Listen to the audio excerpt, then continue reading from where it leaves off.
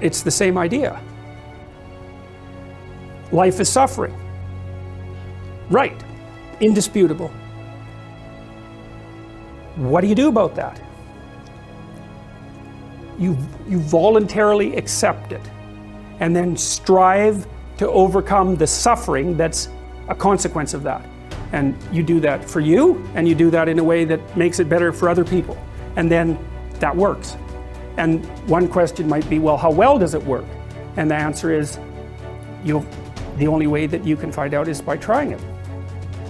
That's it. That's the existential element of it. The proof is to be derived by the incarnation of the attitude in your own life. No one can tell you how it will work for you.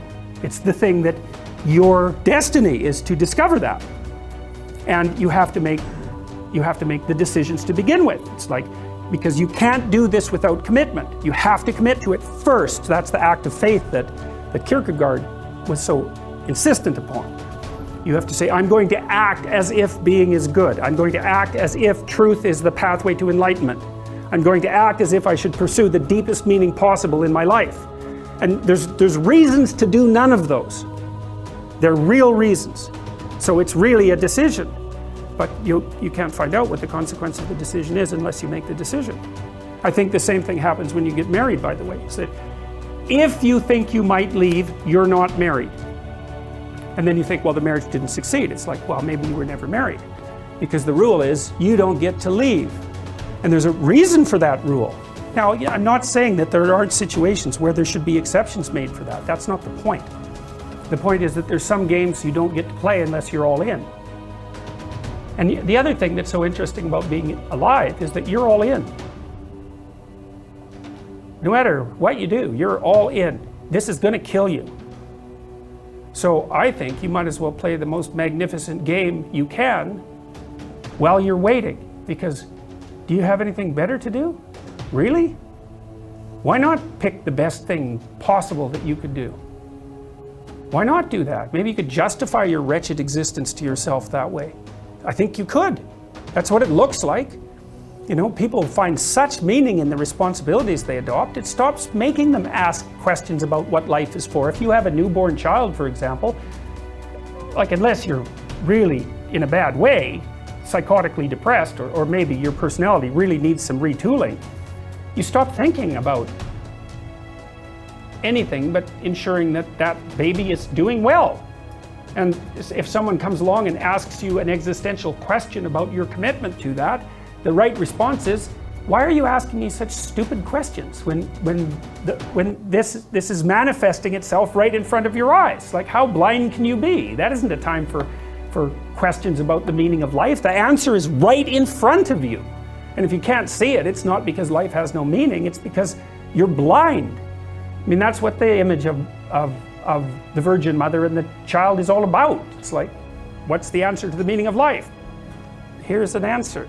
It's like, well, I'm going to criticize that. Well, go right ahead. You know, it's like what you're like a what do you call that? A termite gnawing on a temple. There's no utility in that sort of criticism.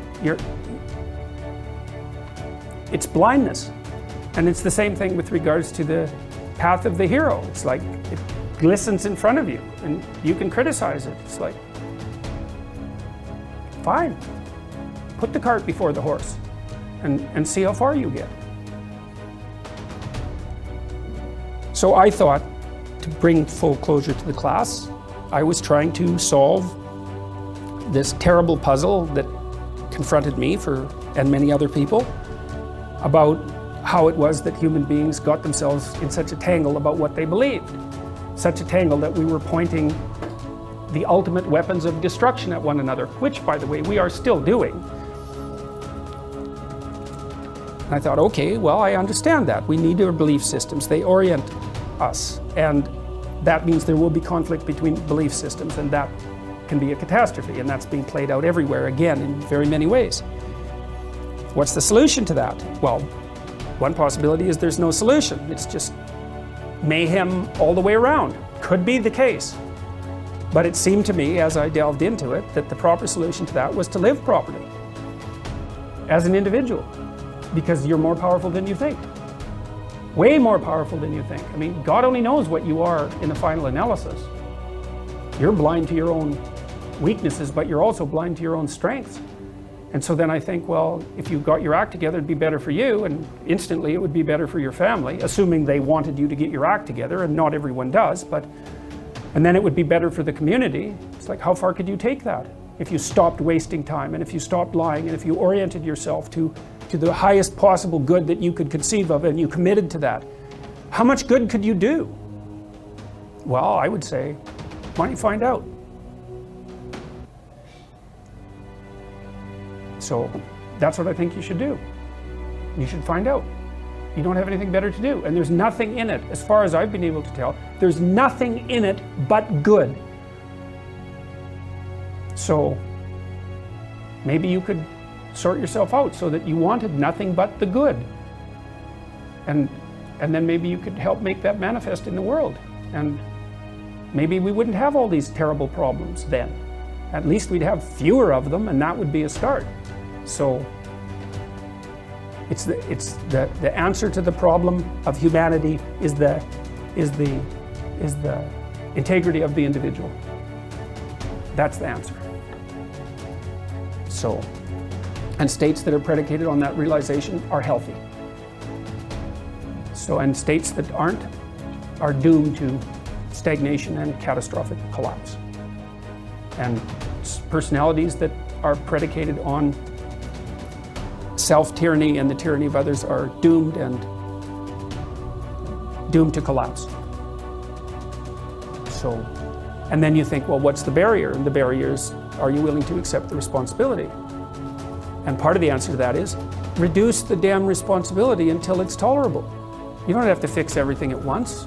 You could just start by fixing the things that you could fix. Or you could even do it more. You could do it with even less self-sacrifice. You could start by fixing only the things that you want to fix. God, you can get a massive way that way. So do it. See what happens. That's what you should have been taught in university right from the beginning. It's like, aim at the highest good. Tool yourself into something that can attain it. And go out there and manifest it in the world. And everything that comes your way will be a blessing. And so all you have to do is give up your resentment and your hatred. I know that's a hard thing to give up because you have plenty of reason for it. That's probably a good place to stop.